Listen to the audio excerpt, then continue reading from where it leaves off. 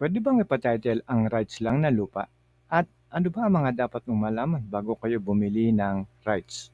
Ang tinitirikan ba ng bahay nyo ay rights lang? O kaya ay may nagbebenta sa inyo na lupa lang pero rights lang ang kanyang binebenta? Ang pagpapatitulo ng lupa ay hindi basta-basta at ito ay may kaukulang proseso.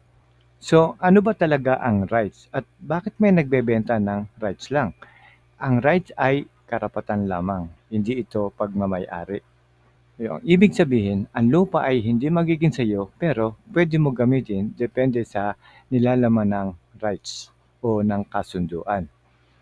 Ang iba ay may kasunduan na kung ilang taon mo lang pwedeng gamitin at ang iba ay habang walang gumagamit ng lupa ay pupwede mong gamitin. May mga kondisyon din na dapat alam mo muna bago ka bumili ng rights. May posibilidad din na hindi pagmamay-ari ng lupa ang pinag-uusapan dito lalo na kung hindi recognized owner. Take note ha, kung hindi recognized owner ng lupa ang nagbebenta.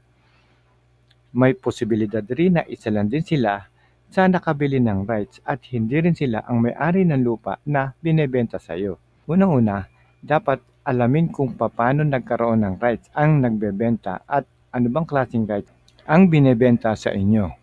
Siya ba mismo ang may-ari at sa kanya ba nakatitulo ang lupa o isa lang din siya sa nakabili ng rights? Number 2, alamin ang history ng lupa. Ito ay pwedeng pagmamay-ari ng gobyerno o isang private property. Tandaan na, pwede ito maging government property o private property.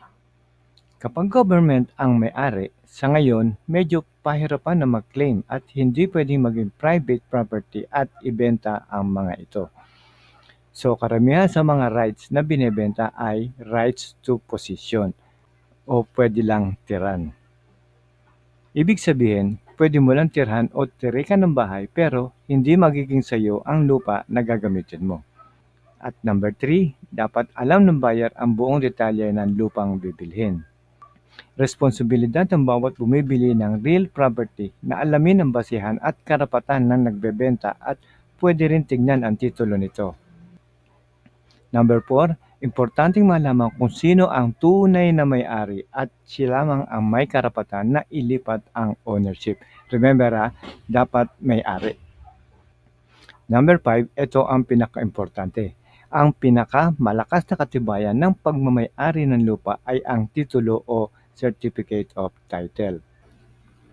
Para makita ang titulo, pwedeng pumunta sa inyong mga local register of deeds o land registration authority. Yan sa lugar nyo o sa munisipyo nyo.